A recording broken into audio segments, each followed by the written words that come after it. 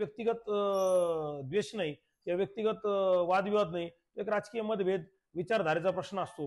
परंतु आता विखे पाटला निवडून आणायचे, महायुती सगळ्यांनी काम करायचे, म्हणून आम्ही सगळे एकत्र आहोत. गुन्हेगारीचं म्हणाल तर आता पुण्यासारख्या शहरात तर राधाकृष्ण विखे पाटील काय नेतृत्व करत नाही. नगर सारख्या शहरात विखे पाटील काय नेतृत्व करत नाही. कोपरगावमध्ये विखे पाटील नेतृत्व करत नाही. नाशिकमध्ये विखे पाटील नेतृत्व करत नाही. पण अनेक ठिकाणी अशी गुन्हेगारी वाढलेली आहे. मंदिरात हार नेण्याचं कोविडच्या काळामध्ये बंद केली होती. त्यानंतर ते न्यायालयात गेलं आणि न्यायालयाने ते फुलं थांबवले आहेत. त्याच्यामध्ये काही तथ्य नाही की ते विख्यांनी बंद केले. ते फुलं न्यायालयाने आणि विश्वस्त मंडळाने, त्यावेळेच्या विश्वस्त मंडळाने, जे महाविकास आघाडीचं विश्वस्त मंडळ होतं, त्यांनी बंद केले. नमस्कार.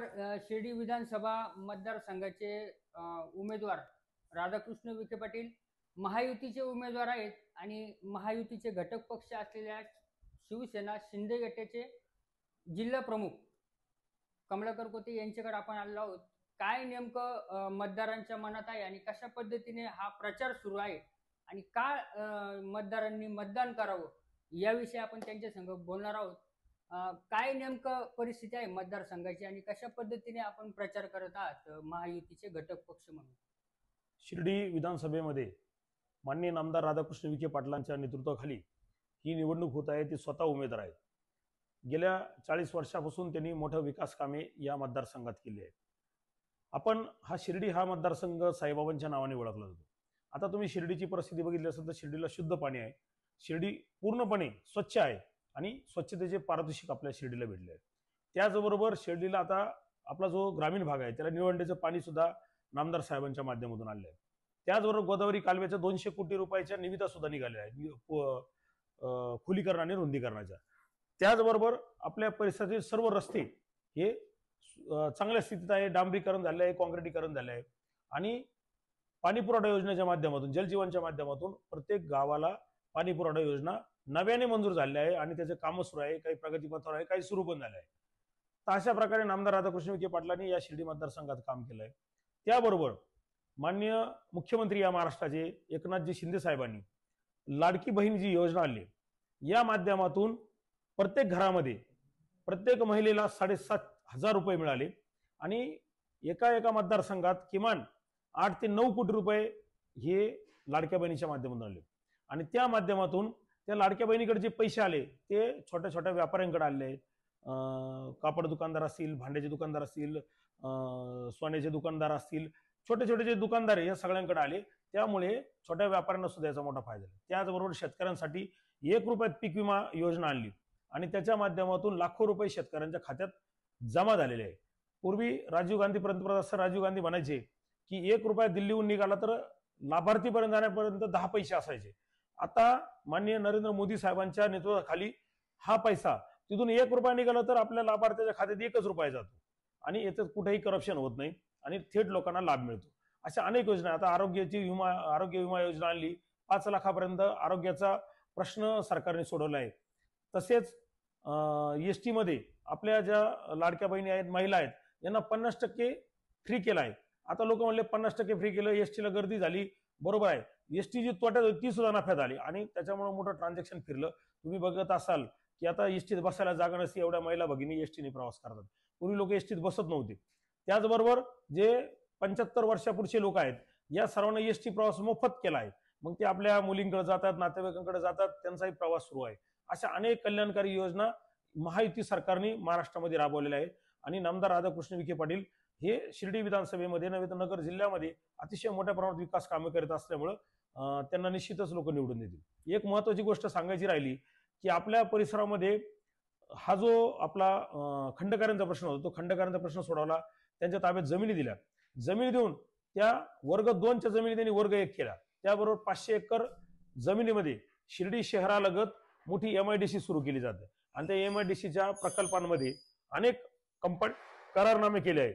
लवकरच त्या कंपन्या सुरू होतील असं मला आशावाद वाटतो.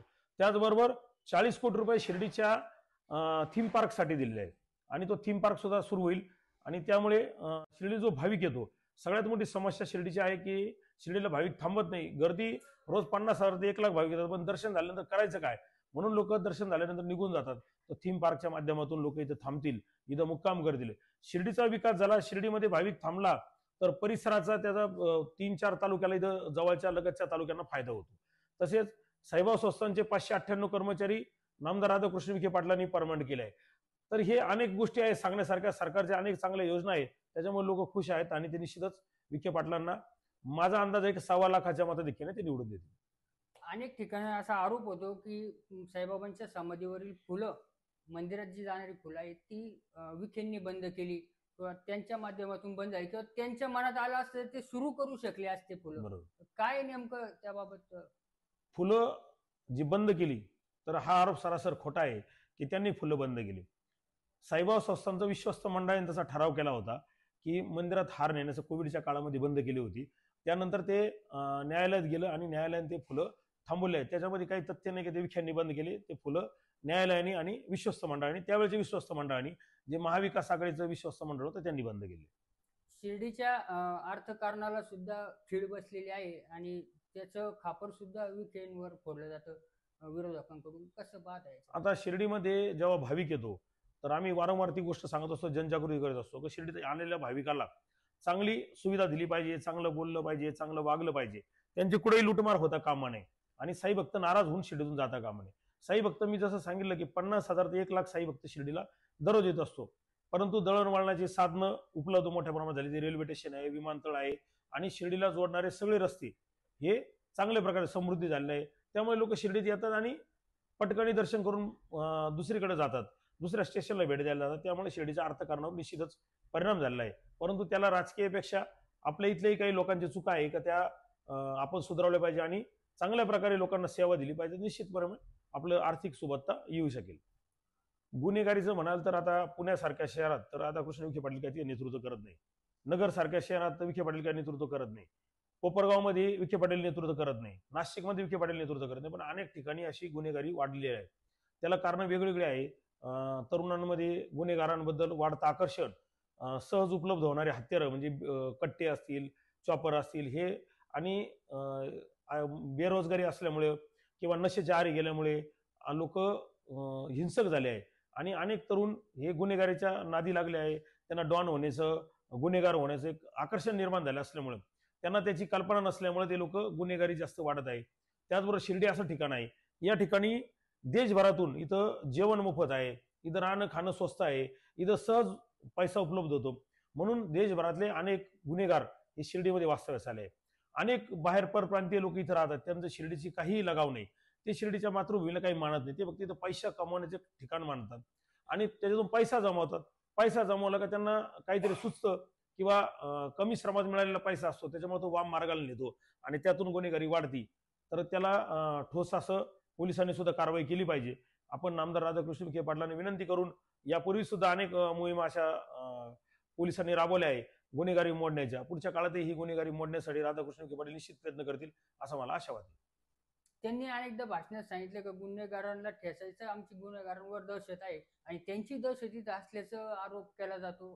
कसं पाहताय? नाही, आता विखे पाटलांची दहशत म्हणायला काहीच कारण नाही. कारण की मी विखे पाटलांचा, जशी माझी राजकीय सुरुवात झाली, मी 9वीला असल्यापासून शिवसेनेचा काम करतो, तेव्हापासून मी साधारणतः विखे परिवाराच्या विरोधात संघर्ष करत आलो. या गेल्या मागची निवडणूक आणि ह्या निवडणुकीतच आम्ही बरोबर आहोत.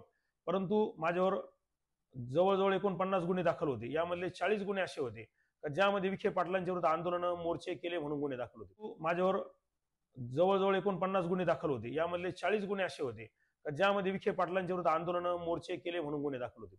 परंतु असा प्रसंग कधी आला नाही की त्यांनी वेगळा काही मार्ग अवलंबला, की जसं आता लोक सांगतात दहशत, तसं काही माझ्या संदर्भात तरी झालेलं नाही. त्यामुळे मला असं वाटत नाही की त्यांची दहशत आहे, हे काही मला पटत नाही. आम्ही पूर्ण गावांमध्ये, शहरांमध्ये फेऱ्या काढत असतो. माझ्याकडे जिल्ह्याची जबाबदारी असल्यामुळे शिवसेनेचे नेवासा, रामपूर आणि संगमनेरला उमेदवार आहे.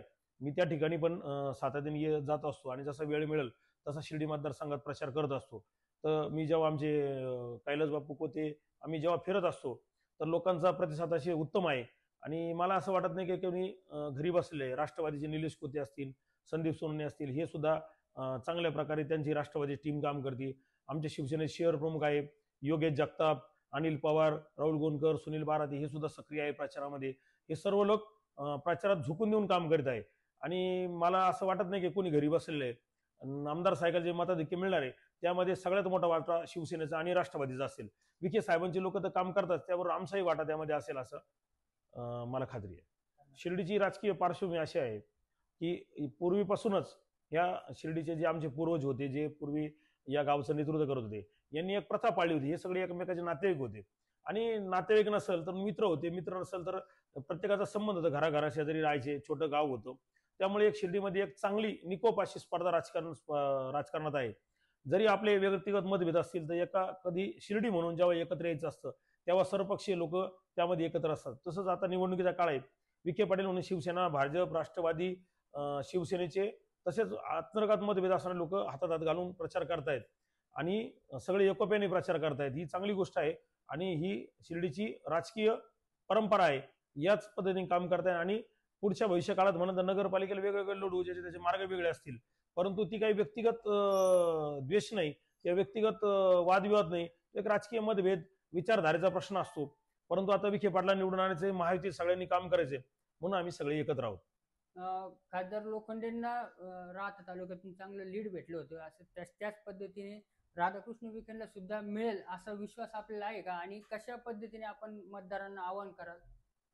100% माननीय खासदार सदाशिव लोखंडे साहेबांना लोकसभेच्या निवडणुकीत जरी पराभव असला तरी 4 विधानसभा मतदारसंघात शिवसेना आघाडीवर होती. त्यामध्ये शिर्डी विधानसभेचा मोठा वाटा होता. आपण 15,000चं मताधिक्य शिर्डीच्या जनतेने लोखंडे साहेबांना दिलं होतं. लोकसभेचा एक विषय वेगळा असतो, देश पातळीवरची निवडणूक असते, त्यावेळेचे वेगवेगळे फेक नेरेटिव्ह होते. मुस्लिम बांधवांमधले काही गैरसमज होते, संविधानाचे दलित बांधवांमध्ये काही गैरसमज होते, मराठा समाज नाराज होता, शेतकरी समाज नाराज होता. तर त्यामुळे त्याचा परिणाम त्या निवडणुकीवर झाला आणि त्याच्यात लोखंडे साहेबांचा पराभव झाला.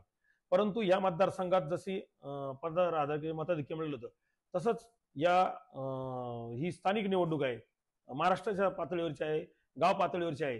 त्यामुळे 1.25 लाखाचं मताधिक्य राधाकृष्ण विखे पाटलांना मिळेल असा मला विश्वास आहे आणि ते प्रचंड बहुमताने विजयी होतील असा मला विश्वास वाटतो. राज्यात अनेक ठिकाणी जातीचं राजकारण होत असताना मात्र शिर्डीत मुस्लिम लोकांनी सुद्धा त्यांच्या समर्थनार्थ प्रचाराची रॅली काढली. अनेक समाज त्यांच्या सोबत आहेत. सबका मालिक संदेशाचं पालन या ठिकाणी होईल असं वाटतं. ही नगरी आहे साईबाबांची नगरी. जगभरात शिर्डी ही साईबाबांची नगरी म्हणून ओळखली जाते. साईबाबांनी संदेश दिलाय सबका मालिक एक आणि श्रद्धा आणि सबुरी. तर बाबांच्या सबका मालिक एक संदेशावर सर्व शिर्डीकरांचा विश्वास आहे. त्यामुळे ते हिंदू मुस्लिम ही जातीय दंगल आजपर्यंत झाली नाही, पुढेही होणार नाही. तसेच कोणत्याही जाती पंथात भेद केला जात नाही आणि सर्वजण एकोप्याने राहतात. म्हणून हे सर्व जाती धर्माचे लोक महायुतीचे उमेदवार राधाकृष्ण विखे पाटील यांचा प्रचार करतात. माझ्या वर अनेक वेळेस मी संघर्षातूनच वर आलेलो असल्यामुळे अनेक वेळेस अशा घटना घडत असतात. अनावधाने एखादी घटना घडते, त्यामुळे मी प्रचंड अडचणीत आलो होतो आणि त्या अडचणीच्या काळात विखे पाटलाचा माझा प्रचंड संघर्ष सुरू होता. तरी त्यांनी माझ्या पाठीशी उभं राहण्याचा निर्णय घेतला आणि त्यांनी मला त्या काळात भरपूर मदत केली. ते माझ्या बरोबर राहिले. असे अनेक घटना आहेत. काही गोष्टी आता उघड सांगता येत नाही, परंतु आम्ही राजकीय मतभेद विसरून ते बऱ्याच वेळेस माझ्यासोबत उभे राहिलेले आहेत. मी सर्व शिर्डी विधानसभेतील मतदारांना जाहीर आवाहन करतो की कुठल्याही भूलथापाला बळी न पडता आपल्या महायुतीचे उमेदवार नामदार राधाकृष्ण विखे पाटील यांचे चिन्ह आहे कमळ. कमळ चिन्हावर मतदान करून 1 नंबरला त्यांची निशाणी आहे. तर 1 नंबरच्याच मताने विखे पाटला निवडून द्या अशी सर्वांना जाहीर आवाहन करतो. जय हिंद, जय महाराष्ट्र. नामदार राधाकृष्णजी विखे पाटील आणि खासदार डॉक्टर सुजय विखे पाटील यांच्या मार्गदर्शनाखाली एअरपोर्ट रोड लगत शिर्डी हद्दीत साईच्या ग्रुपच्या माध्यमातून रामनगरीचा भव्य प्रोजेक्ट. वैशिष्ट्ये: शिर्डी एअरपोर्ट रोड लगत बस स्टॉप, शाळा, बँक 5 मिनिटांच्या अंतरावर, ड्रेनेज व स्ट्रीट लाईट. प्लॉटमध्ये प्रशस्त श्री राम मंदिर, साई समाधी मंदिरापासून 10 मिनिटांच्या अंतरावर, MSAB पोल कनेक्शन, 20 फुटी अंतर्गत रस्ता व दोन्ही कडेने सुशोभित झाडे, रहिवाशांसाठी अनुकूल. शिर्डी नांदुर्गे शिवरस्तार लगत साई परिक्रमा मार्गालगत. प्लॉट लगत 18 मीटर प्रस्तावित रस्ता. तर त्वरा करा, आजच आपला प्लॉट बुक करा.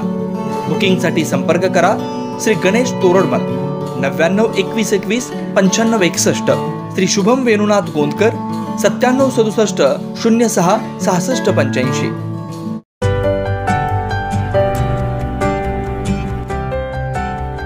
शिर्डीतील ग्राहकांच्या सेवेत नव्यानं सुरू झालेले सर्व प्रकारच्या नामांकित कंपन्यांचे मोबाईल एकाच जागी मिळणारं एकमेव दालन म्हणजे पुजारा टेलिकॉम.